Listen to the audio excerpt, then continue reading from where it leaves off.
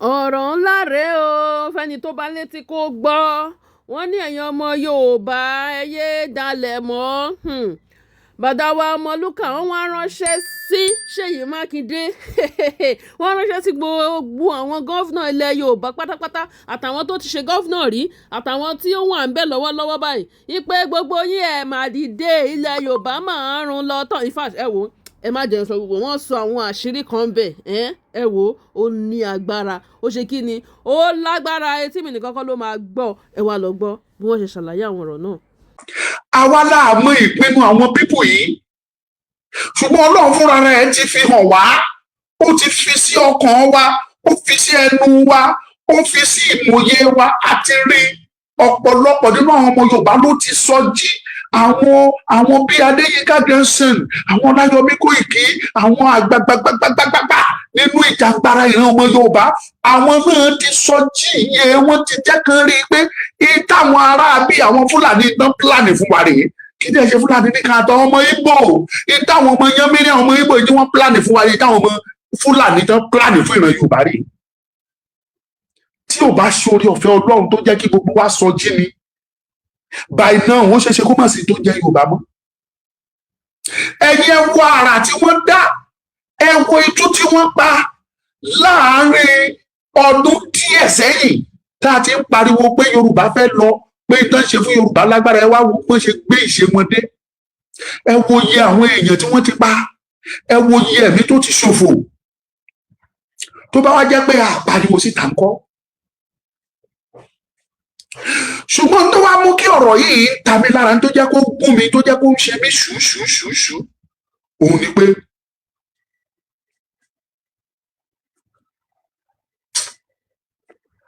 àwọn ọmọ Yorùbá kan wà tó jẹ́ pé wọ́n dúró sí ipò ọ̀dàlẹ̀,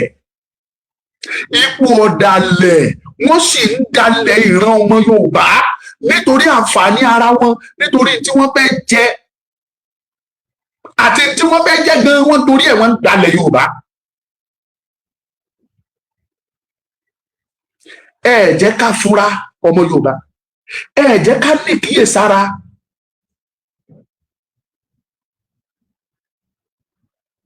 Ẹ wo gómìnà Ọ̀yọ́ state, ṣé mọ̀ pé mo ti ṣe program lọ́pọ̀lọpọ̀ ìgbà, mo ti sọ̀rọ̀, mo ní wàhálà táwọn gómìnà wa gan àbọ̀dè táwọn tó jẹ gómìnà nílẹ̀ Yorùbá tán gbà fún wa kì í ṣe kékeré, kì í dẹ̀ ń ṣe àwọn gómìnà tó ṣẹ̀ṣẹ̀ jẹ àtàwọn gómìnà tó ti jẹ rí, gbogbo wọn pátá ló yẹ ká sọ lókò pa, gbogbo ló yẹ ká lù ká bá pàdé wọn nígboro, gbogbo ló yẹ ká fòkúta fọ́ orí wọn dànù.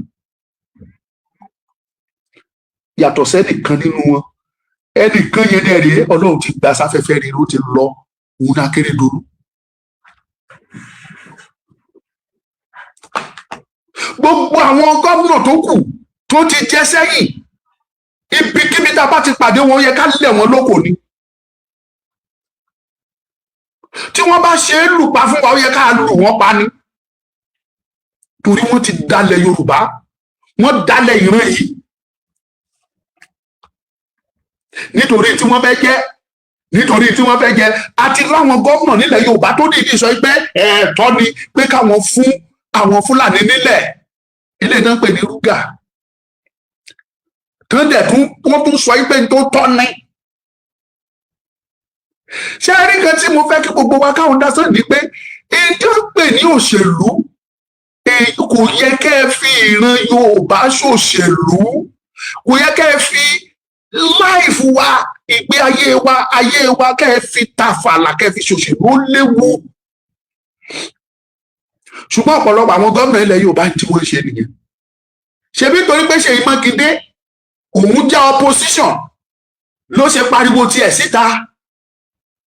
Àwọn gómìnà míì wà nílẹ̀ Yorùbá tó jẹ́ pé wọ́n jọjọ wà nínú ẹgbẹ́ APC ìtọ́jọ́ ń ṣe ni, tó dẹ̀ dìtẹ̀ fún ìran Yorùbá nítorí tí wọ́n fẹ́ jẹ́, nílẹ̀ Yorùbá yìí náà ni o, tó dẹ̀ jẹ́ pé ọlọ̀tẹ̀ ni wọ́n, ọ̀bàyéjẹ́ ni wọ́n. Ṣé rí èmi àṣepẹ́sì mo máa ń bọ̀wọ̀ fún èèyàn tó bá wà nípò. Anybody in a position of authority, you honor them, you respect them, àṣẹ Ọlọ́run ni kì í ṣe tèèyàn. Ó wà ní odù Ifá, ó wà ní ìmọ̀ odù Ifá rẹpẹtẹ, but mo ti gbọ́ rí tẹ́nìkan sọ fún mi pé ó wà bẹ́ẹ̀ nínú odù Ifá, ó dẹ̀ wà bẹ́ẹ̀ nínú Kùránì, ó wà nínú Bíbélì. Wípé ẹnikẹ́ni tó bá ti wà ní ipò àṣẹ, ẹ̀tọ́ wa ni láti bọ̀wọ̀ fún wọn. And that is what I keep on doing, giving them honor, giving them respect tí wọ́n deserve. Ṣùgbọ́n tó wà ń bẹ̀ ni wípé ǹjẹ́ àwọn tá a wá ń sọ wọ̀nyí, ǹjẹ́ wọ́n ń ṣe ẹ̀tọ́ wọn láti rí i dájú pé ìran Yorùbá kò parun? Ṣùgbọ́n tẹ́ bá wo gbogbo wọn pátápátá, ipò ẹ̀yìn tí àwọn ọmọ Yorùbá wà lénìí, iṣẹ́ ọwọ́ àwọn gómìnà wa, iṣẹ́ ọwọ́ wọn ni. Ẹ wo ìwà ọmọ àlè tí Ṣèyí Mákindé wù. Ṣèyí, mo máa fẹ́ràn Ṣèyí o. Kò sí nǹkan tó jẹ́ kí n láìkì ẹ̀. Ìwọ̀nba bí tí mo rìn dé l'Ọ́yọ́ state, mo rí ọwọ́ ẹ̀, mo rí bàtì ẹ̀ níbẹ̀. Ó jẹ́ kí inú mi máa ń dùn sí tí n bá ti rí bá ní, no, this man tried. Tí n bá sọ yí pé gómìnà gbìyànjú, ẹ má ṣì mí gbọ́, kì í ṣe pé bóyá mo sọ yí pé wọ́n ti ṣiṣẹ́ gan. Kò sí gómìnà tó wà nílẹ̀ Yorùbá tó ṣiṣẹ́. Compare to owó tí wọ́n ń gbà tó fi lórí Lagos state, tó jẹ́ pé gbogbo wa àwọn lè kó ń gbìyànjú, àwọn ṣiṣẹ́ yẹn, Èkó ń try, Èkó ò tún kíní kankan, owó ò tún kíní kankan ráyè o. Èkó ò tún kankan compare to owó tó ń wọlé internally lẹ́kọ̀ọ́ àti owó tí wọ́n ń gbà as allocation. Wá compare méjèèjì pẹ̀lú iṣẹ́ tí wọ́n ṣe lẹ́kọ̀ọ́. Kẹ́ ẹ sọ fún mi pé wọ́n ń ṣiṣẹ́, màá sọ fún yín pé wọ́n ń ṣiṣẹ́. The same thing ní Ogun state, the same thing ní Ọ̀yọ́ state, the same thing l'Èkìtì àti Ondo state and Ọ̀ṣun as well. Tẹ́ ẹ bá compare owó tó ń wọlé àti tí wọ́n ń rí, tẹ́ ẹ bá fi wéra, kẹ́ ẹ wá fi wé iṣẹ́ tí wọ́n ń ṣe. Ṣùgbọ́n ìyàtọ̀ tó wà bẹ́ẹ̀ ni pé àwọn kan ṣì gbàgbà gbìyànjú láti ṣe. Ṣé mo kó dàbí ẹni tó jẹ́ pé ó wà nínú kí ni mo ní wọ́n ń pè é? Ẹni tó wà nínú position nínú 100%, ẹni tó ṣiṣẹ́ tó wọ 40%. Ṣé mo pé ẹ lè compare pẹ̀lú ẹni tó ṣiṣẹ́ wọ ẹni tó ṣiṣẹ́ 30%, tàbí ẹni tó ṣiṣẹ́ 20%, tàbí ẹni tó ṣe 10%. Ẹni tó ṣiṣẹ́ 30% yẹn nínú tó ṣiṣẹ́ 40% nínú 100%, ṣé mo pé kò tí ì rí kankan kó? But tẹ́ ẹ bá rí, tẹ́ ẹ wá fi compare ẹni tó ṣiṣẹ́ 10% tàbí 20%, ẹ máa sọ pé ẹni yìí, kí lẹ máa sọ? Ẹ lò ṣiṣẹ́ gidi. Àbí tẹ́ máa sọ kọ́ ni ẹ lò ṣiṣẹ́ ó gbìyànjú.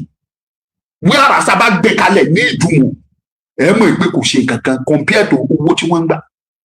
Ṣùgbọ́n mo gbà pé Ṣèyí Mákindé ó tó touch, ó jẹ́ kí n nífẹ̀ẹ́. Ṣùgbọ́n ọkùnrin yìí kò súnmọ́ àwọn àgbà, kò ní alámọ̀ràn tó dáa, kò réyàn kó sọ fún yín pé èèyàn ò kì í fi òṣèlú, ìran Yorùbá là ń sọ nípa ẹ̀, a gbọ́dọ̀ fi ìran Yorùbá tàfàlà, a gbọ́dọ̀ fi ṣòṣèlú.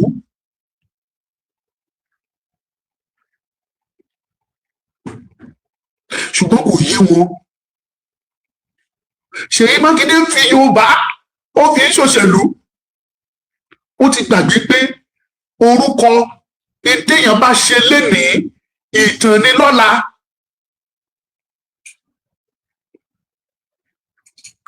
Téèyàn bá ti ṣe lénìí, ìtàn ni lọ́la.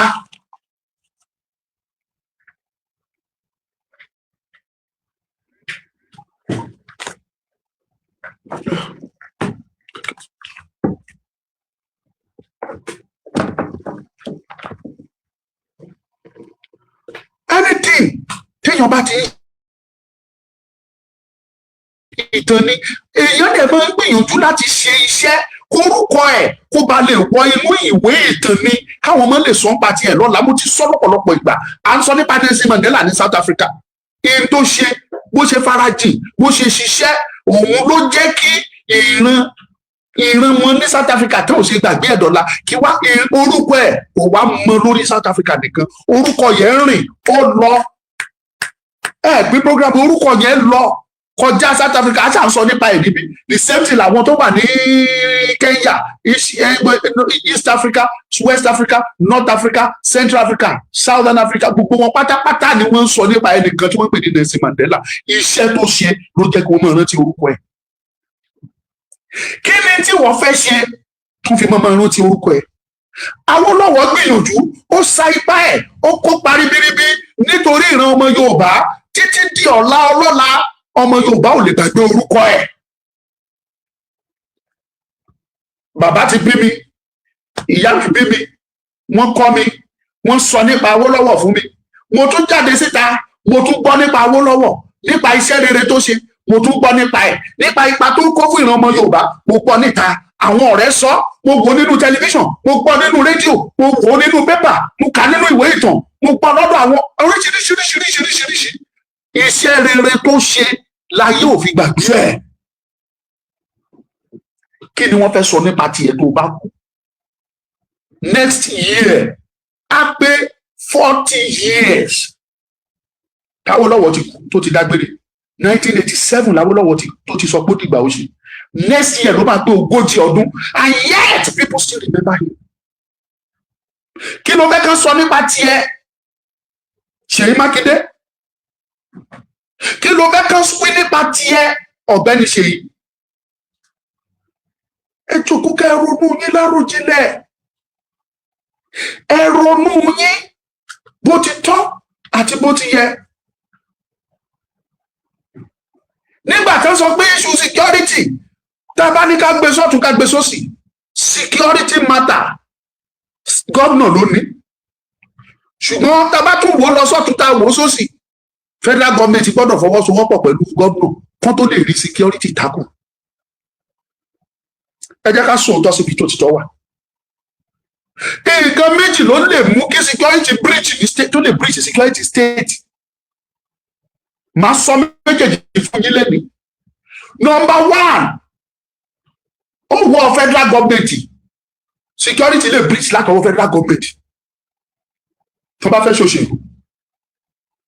Number two, security lè breach látọwọ́ state governor or state government tó bá fẹ́ ṣòṣèlú. Any state tẹ́ bá rí tí wàhálà security tó ń jáde lemọ́lemọ́, ìwádìí méjì ní kẹ́ ẹ ṣe. Ìsáyà kó jẹ́ president country yẹn or let's say presidency, the federal government. Ìsáyà kó jẹ́ pé àwọn ni wọ́n mọ̀ọ́mọ̀ ń ṣiṣẹ́ wọn, tàbí kó jẹ́ wípé àwọn tó jẹ́ state government àwọn ni wọ́n ṣe. Kò sí bí àwọn wọ̀nyẹn ṣe gbóná tó, kò sí bí wọ́n ṣe kún gùdù kọ́mọ̀ rírú ẹ̀ rí. Jẹ́ kí n sòótọ́ fún ẹ. Agbára tó wà lọ́wọ́ state governor díẹ̀ ló fi ìyàtọ̀ fi wà láàrin wọn àti ti president.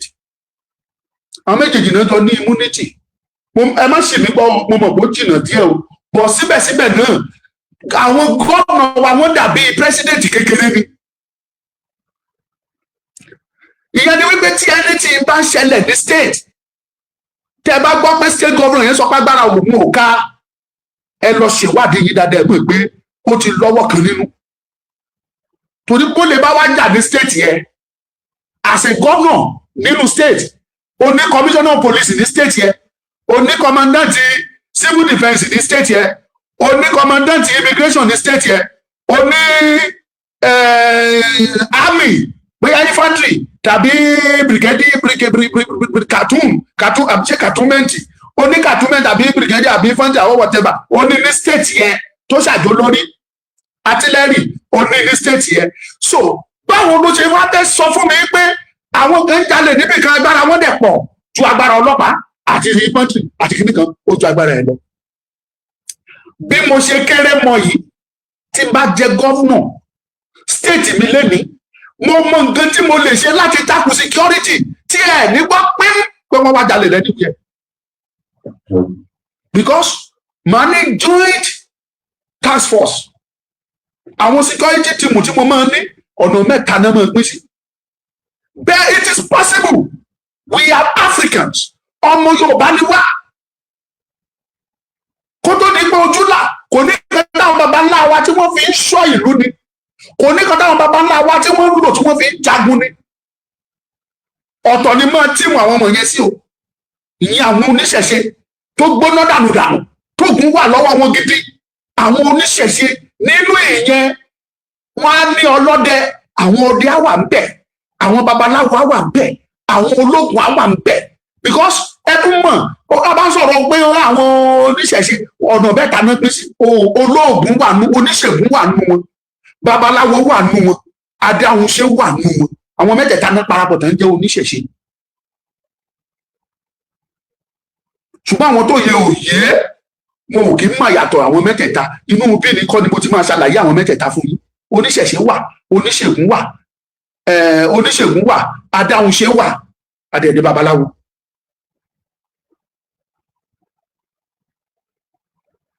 Màá kó àwọn wọ̀nyẹn sọ́tọ̀, wọ́n á máa gbowó oṣù. Iṣẹ́ tí wọ́n ní pé káwọn ṣáà wà stand by. Iṣẹ́ tí joint task force tí wọ́n bá ṣe tì, òun ni màá kó hand over ẹ̀. Tàbí iṣẹ́ tọ́lọ́pàá bá ṣe tì, ó ní bó ṣe ń ṣe gbogbo kinní wọ̀nyí. Bí mo ṣe kéré mọ́ yìí, nígbà tí kì í ṣe owó ni mò ń wá. Ṣé mọ́tò náà fẹ́ lò síbi ní fún wọn lówó ẹ̀ ni? Owó state ṣáà ni kì í ṣe owó mi.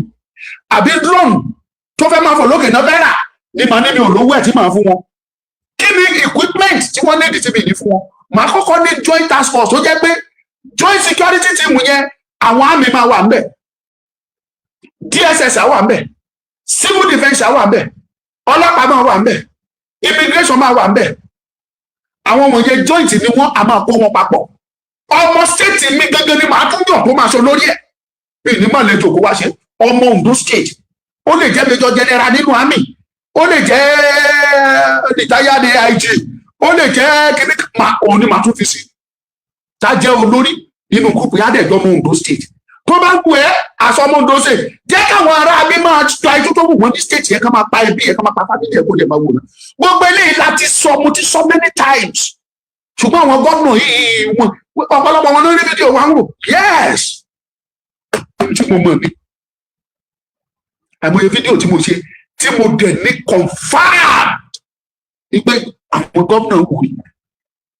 Bẹ́ẹ̀ ni mo ní evidence ẹ, ẹni tó sọ fún mi ìfẹ́ dárúkọ ni kó má dàbẹ́ ni pé bóyá ẹ tó máa pariwo wá kiri pé bóyá àbó lóṣèlú rìn. Olóṣèlú lè mí omi èèyàn ò jọ mí lójú ọmọ kan just for security reason má jẹ́ kí n sọ̀rọ̀ lọ́rẹ̀. Tán dẹ̀ ń wò ó. Ṣùgbọ́n torí pé àwọn gómìnà wọ̀nyí bóyá ká ní ẹlòmíì rẹ̀ wọ́n lómìí wọn kò mọ tí wọ́n fẹ́ ṣe. Wọ́n mọ̀ọ́mọ̀ ń play wa, wọ́n fi wá ń play òṣèlú, wọ́n fi wá ń play politics. Òun ló ṣe ń ṣe bí wọ́n ṣe ń ṣe yẹn. Tí ìbá ṣe bẹ́ẹ̀ ni kò sí any reason tó fi yẹ kí state kan wà kán máa sọ pé àwọn ò rójútùú sí ọ̀rọ̀ security. Tẹ bá ra àwọn advanced country kan, àwọn orílẹ̀-èdè kan wà tó jẹ́ pé tí wọ́n bá bẹ̀rẹ̀ ẹni tí wọn ò lè lóòrù ọ̀gànjọ́ wà rìn, èèyàn ò ṣe é jí gbé, wọn ò lè kidnap èèyàn. Tó ń bá kidnap èèyàn ní àwọn orílẹ̀-èdè tá a sọ wọ̀nyí, tó ń bá jíyàn gbé, wọ́n tó máa lo advanced technology láti fi gbé ẹni yẹn pamọ́. The same advanced technology yẹn náà tó máa lò tó fi máa dìjẹ́tì ibi tẹ́nì yẹn wà, wọ́n á dẹ̀ wá jáde. Ṣùgbọ́n ní ọ̀dọ̀ wa ń bí irọ́ là ń tán, àfi irọ́ ń parọ́ fúnrọ́ ni. Tí bá jẹ gómìnà sẹ́ kò sí tó jọ bẹ́ẹ̀. Èmi ń sọ eléyìí Ṣèyí Mákindé kẹ́ ẹ bá lè mọ̀ yín pé o ti fi orí ọká o ti fi họ mú. You play politics with life of Yoruba people.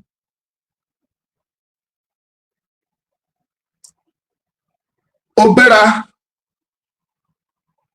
o lọ give statement torí pé àwọn Fúlàní kọ lẹ́tà wọn náà kọ petition o give statement. Ẹ jẹ́ kí n sọ kí ní kan fún yẹn ọmọ Yorùbá tẹ̀ wo fídíò mi, kì í ṣètòrí petition tí àwọn ará abí kọ wá, kì í ṣòun ló jẹ́ kí Ṣèyí Mákindé wá give statement tó give o.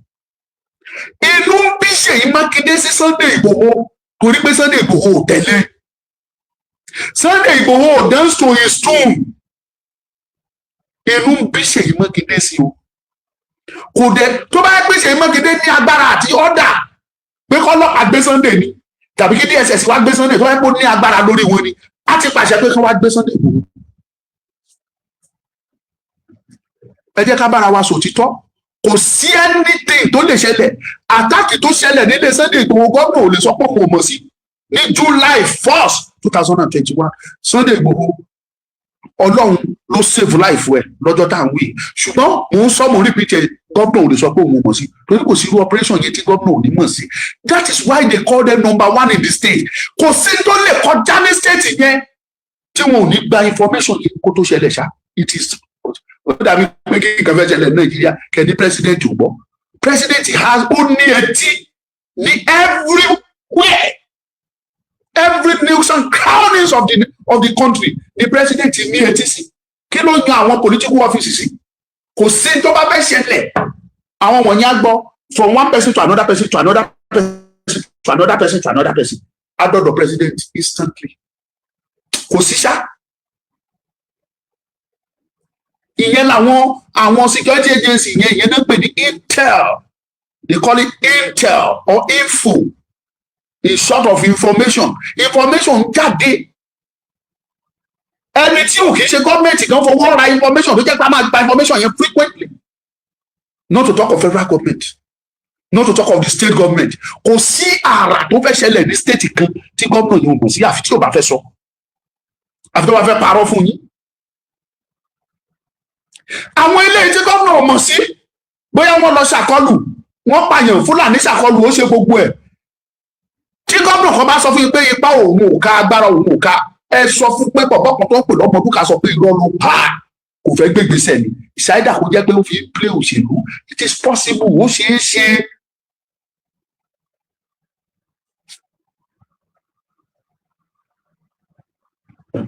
Ó ṣeé ṣe pé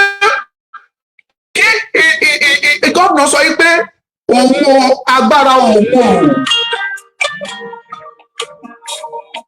Kí gómìnà sọ pé agbára òun kò gbé kí ló ń pè agbára òun ò gbé security state, ẹ mọ̀ pé ó ti lọ́wọ́ kan òṣèlú nínú. Ṣáídà kó jẹ́ gómìnà yẹn ló ń play òṣèlú tàbí kó jẹ́ federal government ló ń play yẹn fún. Àwọn méjèèjì tó ń gbà fúnra ni. Ṣáídà kí federal government máa gbá òṣèlú fún òun tàbí kó òun máa gbá òṣèlú fún federal government. Lọ́jọ́ kìíní àná nígbà tó fẹ́ yọ Fáyọ̀ṣe lórí oyè lẹ́kìtì, kí ni Ọbásanjọ́ ṣe? Ó sún àwọn kan lówó, àwọn tọ́ọ̀gì ó fún wọn lówó sẹ́ẹ̀tì wọn. Ó yẹ ìgbà ẹ lọ da state ni. Wọ́n bẹ̀rẹ̀ wàhálà lẹ́kìtì state, wọ́n bẹ̀rẹ̀ sí ní dàrú. Ìgbà tó máa yọ Fáyọ̀ṣe kí náà fi bẹ́ẹ̀sì ẹ̀. Wọ́n bẹ̀rẹ̀ wọn ní ìlú ò fararọ pé ìlú dàrú, ìlú ṣe mọ́kúnmọ́kún kò rójútu sí. Òun náà bẹ̀ sí impeachment yẹn lé lórí. Ìyẹn wọ́n dẹ̀ ṣe kí ni? Wọ́n yọ Fáyọ̀ṣe torí pé Fáyọ̀ṣe ṣe kí ni? Ó yájú sọ́básanjọ́, inú dẹ̀ bí Ọbásanjọ́ torí yẹn. Òṣèlú, gbogbo ìṣẹ̀lẹ̀ tó ń ṣẹlẹ̀ ọ̀nà méjì ni. Àwọn ọmọ Yorùbá kan wà tó jẹ́ pé ìṣẹ̀lẹ̀ yẹn wọ́n fi ń ṣòṣèlú, wọ́n rí bí opportunity táwọn máa lò láti fi ṣòṣèlú, láti fi fúnra wọn lórúkọ àti láti ṣe kéde àti láti gbéra wọn dé ibi tí àwọn ò expect báwọn lè dé. Ara wọn ni Ṣèyí Mákindé tẹ̀ ń wò yẹn. Ṣèyí Mákindé kì í ṣe tó lọ yẹrí pé I am still talking to you with manner of respect. Tó bá jẹ́ àwọn míì ni wọ́n ti bu ìpẹ́jọ́ yìí. You are a man of honor and I'm not here to insult you, Mr. Ṣèyí Mákindé, Your Excellency. Ṣùgbọ́n rántí pípẹ́ ọmọ Yorùbá ló jẹ́ kó o tó já ọmọ Nàìjíríà. You are a Yorùbá before you became a Nigerian. Yorùbá, inú kòkò dúdú ìran Yorùbá lẹ́kọ́ funfun ẹ ti jáde. Má dẹ̀ torí kó o fẹ́ lọ sẹ́dẹ̀ kó o bẹ̀ẹ̀dẹ̀ jẹ́ o léwu. Torí tó bá kúrò lẹ́dẹ̀ ẹ̀ẹ̀dẹ̀ ló ń padà bọ̀. You want to be president. Nobody is stopping you. But as a matter of fact, kí ló fẹ́ lọ ṣe ní presidency nígbà tó ọmọ Yorùbá kan wà ń bẹ̀? Torí ọlá Olúwatósìn, kò sí fóònù tẹ máa pè sí. Ẹ má bínú, kò sí fóònù tẹ máa pè sí. Bọ̀ lágbára Ọlọ́run ó kù díẹ̀ ẹ máa ráyà ti pè ṣẹgbọ́. Àwọn fóònù méjèèjì tó wà lọ méjèèjì mò ń lò, ìkan mo fi ṣe TikTok, ìkan mo fi ṣe other YouTube or Facebook.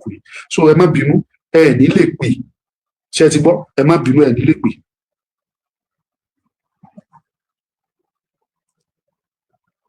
òtítọ́ ó máa ń dàbí ọmọ ìyá sọkúsọ ni ẹni tó bá mọ Ṣèyí Mákindé kó sọ fún pé kó má fi ẹ̀mí àwọn ọmọ Yorùbá tàfàlà kó má fi play politics.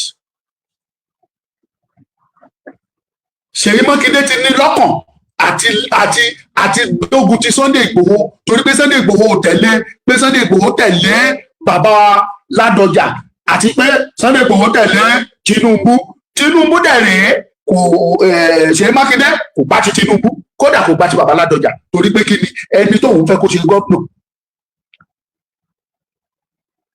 kò dẹ̀ sẹ́ni tó ń lẹ APC ṣé wọ́n á ní kó má wá sí APC ni APC rèé Èkó lé APC ó gbólé ó gbọ̀lẹ̀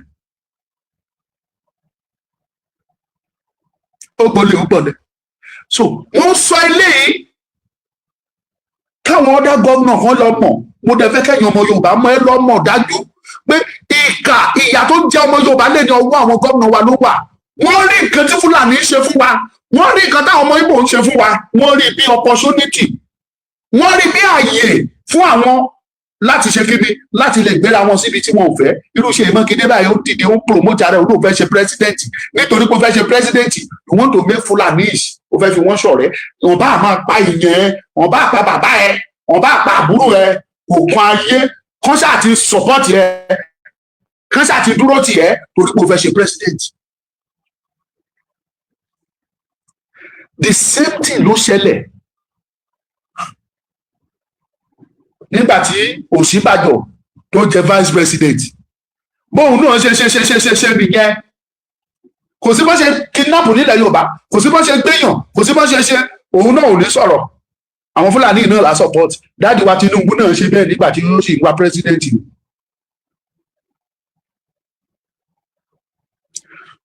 ṣẹ́rí mo kàn wá yànnàná ọ̀rọ̀ yìí kí gbogbo yín lè mọ̀ ibi tí ìṣòro wà ibi tó wà. ẹgbẹ́ mi dẹ̀ ṣe ń ronú gbogbo mo jòkó láàárọ̀ yìí mo ronú títí pé kí ni Yorùbá tiẹ̀ lè ṣe. tí bá ti rò lọ báyìí nǹkan kan ló tún lu aago lọ́kàn mi gbẹgbẹgbẹgbẹgbẹgbẹgbẹ tó lu aago lórí mi gbẹgbẹgbẹgbẹgbẹ kí dẹ̀ nìkan òun ni pé tó bá jẹ́ pé a lè rí 10% ọmọ Yorùbá kí wọ́n fi ìmọ̀ ṣọ̀kan Yorùbá ìbá bọ́ nínú ìgbèkùn.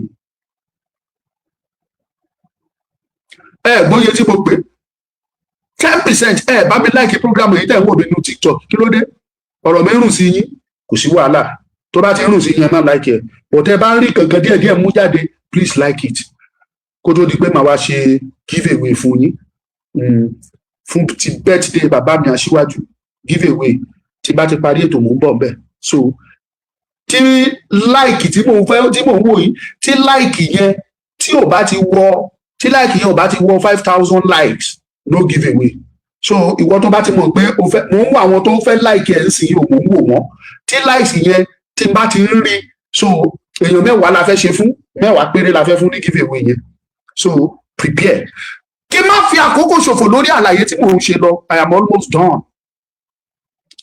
àwọn gọ́vnà wa àwọn ní ìkà mo dẹ̀ sọ mo repeat ẹ̀ kò ṣẹ̀ṣẹ̀ máa ṣẹlẹ̀ gbàlàyé mi kò ṣẹ̀ṣẹ̀ máa ṣẹlẹ̀ àwọn gómìnà tó ti jẹ sẹ́yìn tí wọ́n sì wà láyé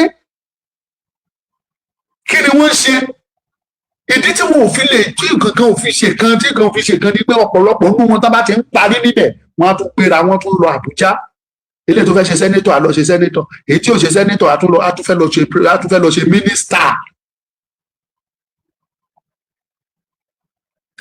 lágbára Ọlọ́run láìpẹ́ báyìí mo máa lọ sílé Mímíkò mo fẹ́ lọ béèrè question lọ́wọ́ ẹ̀ Olúṣẹ́gun Mímíkò gómìnà Ondo State ìgbà kan rí ara tá bá mú àwọn àgbààgbà náà nílẹ̀ Yorùbá àlè kóyún ẹ̀kẹ́rẹ́ àlè sọ pé báwo ni tiẹ̀ ṣe jẹ́ Mímíkò is no longer a baby ẹ̀ tó ti over 70 years ó ṣe minister ó ṣe commissioner from commissioner to minister from minister to governor ọdún 7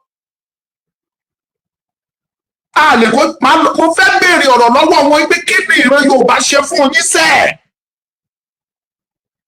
Ọlọ́run fún mi lórí ọ̀fẹ́ tí bá tún lórí ọ̀fẹ́ bàbá Fálànà mo fẹ́ lọ gbogbo wọn ní màá rìn ìṣẹ́jú díẹ̀ ló kù ẹ fún mi ẹ tí àmọ́ ẹ máa wòran kọ́lọ́n kó fún mi lágbára.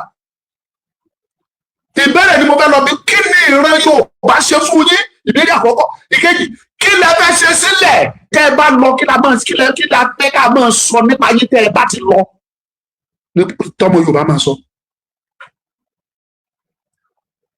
We need to ask them question. Former governor of Ogun State Gbenga Daniel ó wà láyé o ìyà ń jẹ ọmọ Yorùbá bí ẹni ẹrí wọn tí wọ́n sọ̀rọ̀ wọn ò ní sọ̀rọ̀ torí tó fẹ́ jẹ torí ojú rere wọn ń wojú rere lọ́tùn wọn ń wojú rere lọ́sì.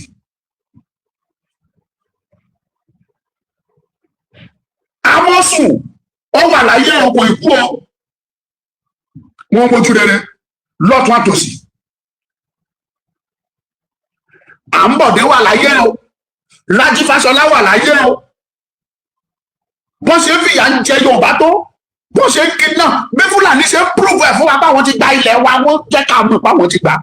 Irú petition tán kọ sí Ṣèyí Mákindé tán kọ sí federal government wọ́n ń sọ fún wa ní pé àwọn ti gba ilẹ̀. Àwọn former governor wà ní Ọ̀yọ́ state o bàbá kí ló ń jẹ́ bàbá Ládọjà ó sì wà láyé o kò kú o àtẹgbà pé bàbá ń gbé gbèsè tó ń gbé kì í ṣe lè tó tẹ́ wa lọ́rùn tó. lọ́yọ̀ state former governor wà o Arẹ́gbẹ́ṣọlá wà láyé o oyè délé àbí oyè Bánjí sọyẹ Bánjí ló jà bóyè ṣe kìíní kan family Tinubu ó wà láyé kò kú o.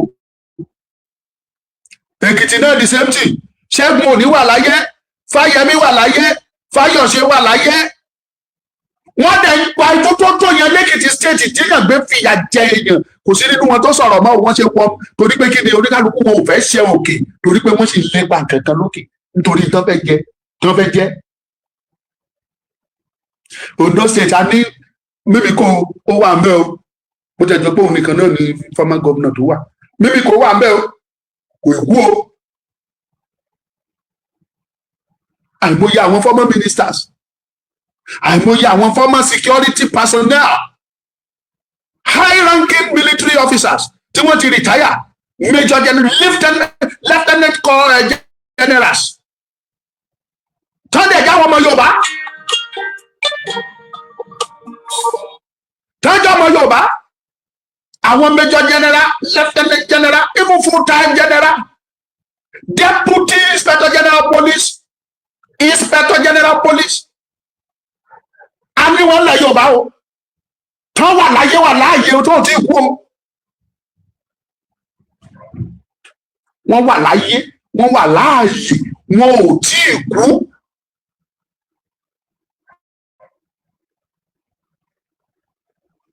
ní ìyá dẹ̀ ń jẹ ìran ọmọ Yorùbá bí eléyìí o ní Fúlàní ń kú wá gàràgàrà lórí ilẹ̀ wa yìí o kí ló dé tí wọn ò fi sọ̀rọ̀ ọ̀pọ̀lọpọ̀ wọn ò sọ̀rọ̀ nítorí pé kí ni wọ́n sì ń wá kankan ọ̀pọ̀lọpọ̀ wọn ò sọ̀rọ̀ torí pé wọ́n wò pé kò kúkú kàn mí mi ò lè wá yọjú sí nǹkan tí ò kàn mí. òun ọ̀pọ̀lọpọ̀ wọn ṣiṣẹ́ kí ni ló fi pa ẹnu mọ́. ọ̀pọ̀lọpọ̀ wà ṣèbí tó bá nídìí mi state governor á pè mí tàbí kí federal government pè mí wọ́n close ẹnu wọn.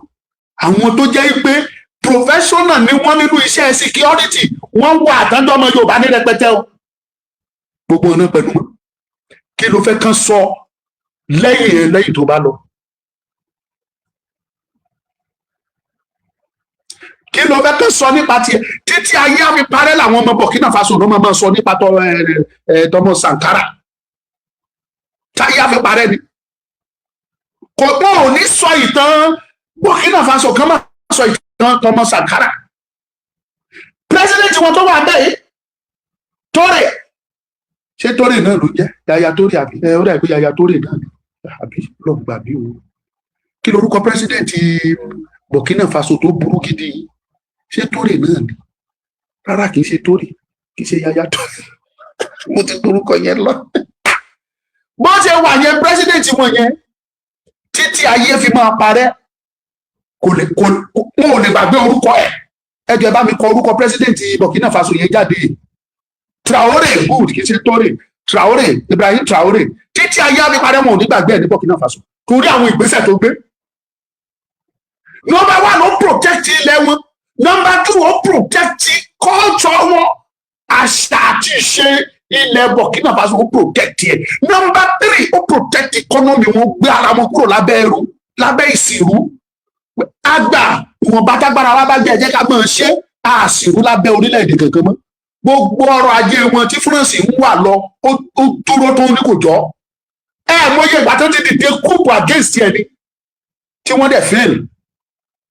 Ẹ wò náà, ẹ wò sọ̀tún sósì, wọ́n ti di coup against ẹ̀kíní ẹ̀kejì ẹ̀kẹta ẹ̀kẹrin ẹ̀karùn wọ́n dẹ̀ fail. Títí ayé á fi parẹ́ ìran Burkina Faso wọ́n máa rántí Ibrahim Traoré ní títí láíláí.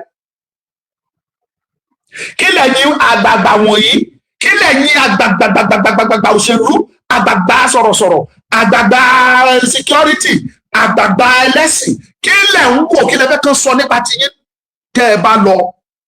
Àbí bí Yorùbá ṣe ń ṣíríkì lọ, ìbá ṣe ń tán lọ yìí, inú yín dùn sí. Fúlàní prove fún wa pé àwọn rìn pé òfin Nàìjíríà sọ pé àwọn lè múùfù lọ́bì kankan. Ṣèyí Mákindé náà tún confam ẹ̀. Ẹbí ò ẹ má jẹ́ ká blame ẹ̀. Tó bá confam ẹ̀, ó ti sọ, ó lóun ó ní nǹkan tóun búra sí nìyẹn. Kò búra pé òun máa defend ọmọ Yorùbá, ó lóun sọ pé òun máa defend Nàìjíríà. Ó lófin tó dẹ̀ sọ pé anybody lè gbé anywhere. Ìbáwo Fúlàní kó gbéra kó wá sínú ilé bàbá ẹ̀ kó máa gbébẹ̀ ká máa dá màlúù wọnú sítì rúùmù. Ṣèyí Mákindé ó lóun ti búra pé òun ò ní ṣe kankan fún wọn. Ojú yìí ló ṣe sọ fídíò ẹ̀ wà. Ó sọ náà.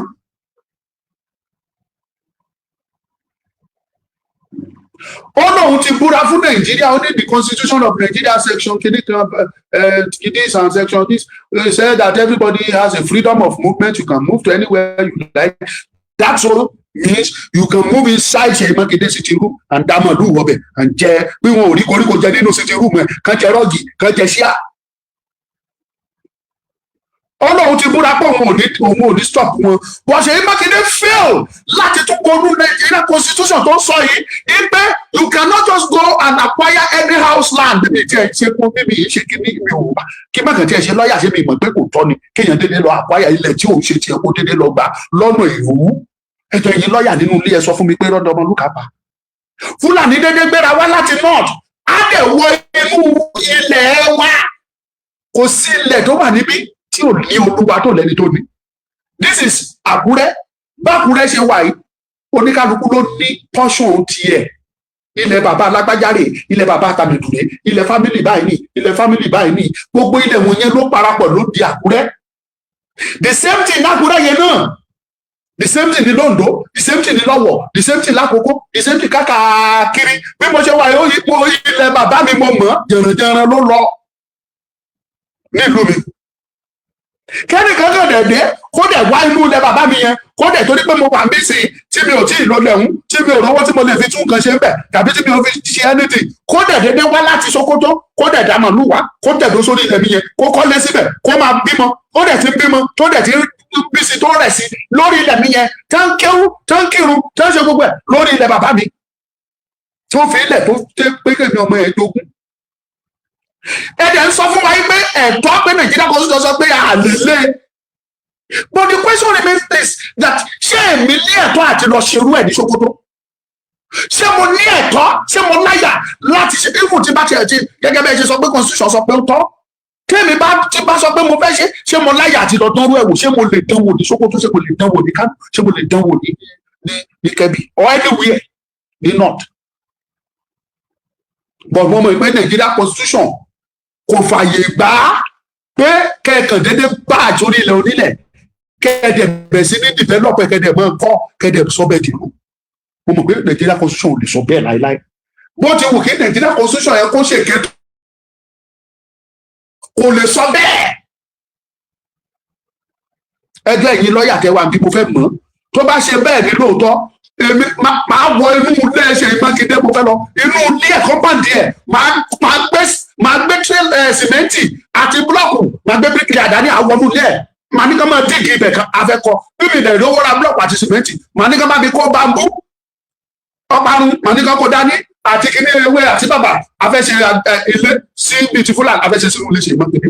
ẹjọ èyí ẹ sọ fún mi bó tó rí bẹ́ẹ̀ bóyá òfin Nàìjíríà fàyè gbà pé ilẹ̀ onílẹ̀ ẹ̀kọ́ lẹ́tọ̀ọ́ àti pọ̀ orí ẹ̀ kó dẹ̀ ló. àwọn tó lò ẹ̀yin lọ́ọ̀yà.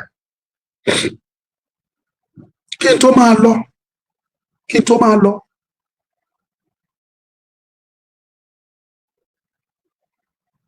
Uncle Sir, good, thank you. wọ́n sọ eléyìí Ṣèyí Mákindé sọ wípé Nigerian constitution prove ẹ̀ pé wọ́n lè rìn Fúlàní. ẹ̀yin gbogbo àgbààgbà tẹ́ ẹ̀ wo fídíò yìí àtẹ̀yìn ọmọ Yorùbá tó tẹ́ ẹ̀ wò ẹ̀ tẹ́ ẹ̀ tí yín bẹ̀lẹ̀ jẹ́ kẹ́ ẹ gbọ́ that petition táwọn Fúlàní kọ sẹ́ndì sí federal government tó sẹ́ndì sí Ṣèyí Mákindé ó ti prove fún yín pé wọ́n sọ fún yín pé ilẹ̀ Yorùbá yẹ ẹjọ́ nínú pé kì í ṣe Yorùbá ló nílẹ̀ àwọn náà ní bẹ́ẹ̀. That is what the Fulanis are telling you. wọn ò dẹ̀sẹ̀ máa sọ sọ́kàn sì sọ lẹ́nu ọjọ́ mélòó kan yìí pé kò síbi tí Fúlàní ò lè wọ̀ ní Nàìjíríà. Fúlàní dẹ̀ ti prove ẹ̀ fún yín pé ilẹ̀ yìí sẹ́ àwọn máa gbà á. ilẹ̀ yìí àwọn máa gbà á. ìyẹn Yorùbá ẹ̀dẹ̀ wòran ẹ̀ ṣe kankan. tí Ṣèyí Mákindé la rí o Ṣèyí Mákindé ń lọ o gbogbo yín lẹ mọ̀ ọdún bíi méjì tó kù fún Ṣèyí Mákindé tó fi máa lọ sí èmi ni tiyín ní sópàdún méjì mọ́ ìbọdún ọdún kan ni by May 2027 Ṣèyí Mákindé is going so it's like a year now. bó ṣe wà yẹn Ṣèyí Mákindé bó ṣe wà yẹn kò sí kankan tó fẹ́ ṣe mọ́ títí tọdún àfi parí tó kù báyìí ni pé kí allocation dẹ kó san salary workers kó dẹ̀ jẹun kó dẹ̀ kówó sápò èyí tó bá fẹ́ gbọ̀n fáwọn commissioner kó gbọ̀n fún wọn kó kówó sápò kò sí nǹkan tó fẹ́ ṣe mọ́. based on one excuse is campaigning to be president ta ló fẹ́ dìbò fún Ṣèyí. mo lè bẹ́ẹ̀ tiẹ̀ pẹ̀lú pé Ṣèyí Mákindé ò lè ní Ọ̀yọ́ state kò lè ní ìbò 1000 Ọ̀yọ́ state kò lè ní ìbò 1000 Ṣèyí Mákindé. gbogbo àwọn tó ń sọ̀rọ̀ against ẹ̀ ó ń wọlé wọn kiri ẹ̀rọ pé táyé bá gba Ṣèyí Mákindé kò ní sọ pé òun fẹ́ wá wọlé Sunday Igboho ni kọ́tù torí pé òun fúnra mọ̀ pé òun òbí dáàdì òun dáa tó bẹ́ẹ̀ ẹ pín fún ẹni kó gbogbo kò sọ bẹ́ẹ̀ òbí dáàdì ẹ̀ dáa kó pé katapila kó fẹ́ wá wọlé Sunday Igboho yìí kò tó bẹ́ẹ̀ àwọn tó lè wọlé wọn ló ń wọlé wọn yẹn kò tó bẹ́ẹ̀ lóòótọ́ òun ló ní state ẹ̀ òun is the governor of the state but kò ní dánwò gbogbo àwọn tó ń wọlé wọn kiri àwọn tó ń gbé against ẹ̀ tó ń wọlé wọn tó oríṣiríṣi lọ́mọ wọn lẹ́sẹ̀ ẹ sọ fún Ṣèyí Mákindé pé kó ronú ẹ̀ kí la fẹ́ sọ nípa ẹ̀ tó bá lọ kí ló sọ nígbà tó bá dọ̀dọ̀ bàbá kí la fẹ́ sọ nípa àtìrẹ gbogbo ẹ̀yin àgbààgbà ilẹ̀ Yorùbá gbogbo ẹ̀yin former governors ẹ̀yin gbogbo yín tẹ́ wà láyé tọ́lọ́run bá fún mi lórí mo fẹ́ rìn yín sáà ní mo ní ìbéèrè lọ́wọ́ yìí bàbá Fálànà mọ́ retí mi kángọ̀ mo ti ní líǹkì sọ́dọ̀ yín mo ti ní líǹkì kí n dọ́dọ̀ yín lẹ́yìn lẹ́ẹ̀ fún mi ní déètì báyìí àti sọ̀rọ̀ èyí lẹ́ẹ̀ fún mi ní déètì tẹ́ bá fún mi ní déètì tí máa wá máa dọ́dọ̀ yín question tí mo fẹ́ bèèrè pé kí lẹ́yìn ṣe bàbá Fálànà tó láwọn àgbààgbà lọ́ọ̀yà tán tó jẹ́ àgbààgbà tó nílẹ̀ Yorùbá ìtàn jẹ́ lọ́ọ̀yà ẹ gbàgbé bóyá wọ́n senior mi tàbí wọn ò senior mi mo senior wọn mi ò senior wọn why can't you talk to them pé kí ló ń wò nípa ìran ọmọ Yorùbá ṣé bá a ti fẹ́ fọwọ́ lẹ́rán ọ̀rọ̀ yìí ti kọjá ọ̀rọ̀ òṣèlú ó ti kọjá ọ̀rọ̀ politics àwọn pípù yìí wọ́n ti ń jihadi wọ́n ti gbalẹ̀ Yorùbá Sunday Igboho lọ sọ fún wọn pé nílùú Igboho yìí ẹ palẹ̀ ẹrù yìí mọ́ kẹ́ ẹ máa lọ wọ́n ní Sunday Igboho lẹ́tọ̀ọ́ àti sọ bẹ́ẹ̀ wọ́n dẹ̀ ní àtàkì lójoojúmọ́ ní Igboho wọ́n dẹ̀ ń ba nǹkan jẹ́ lójoojúmọ́ wọ́n jíyàn gbé ní Igboho ṣùgbọ́n gọ́ọ̀mẹ̀ntì ò lè sọ fáwọn yẹn pé ẹ̀yin náà ẹ má jíyàn gbé mọ́ ẹ má ṣe báyìí mọ́ ṣùgbọ́n ó lè sọ fún Sunday Igboho pé Sunday Igboho lẹ́tọ̀ọ́ àti sọ bẹ́ẹ̀ Sunday Igboho ẹbí kan máa lọ sí ìlú mi láìpẹ́ sẹ́ máa ṣe press release náà fún wọn Ọlọ́run bá gbọ́ máa ṣe tí mo dẹ̀ máa sọ clearly ẹni wúyà tá a bá ti rí Fúlàní wọn ò ní fara rí lọ Ọlọ́run ṣe àgùntàn mi àbíbà náà ṣe sọ ajá mi ó ti lẹ́ni lẹ́yìn ìpọ̀bọ̀ bẹ́ẹ̀ ni ajá mi lẹ́ni lẹ́yìn mo níyàn ní Ìbàdàn mo ní London State mo tún ní dé Ìbàdàn kódà mo ní d'Àbújá mo ní Tinubu mo ní bàbá kan ò Tinubu tọmọ yìí.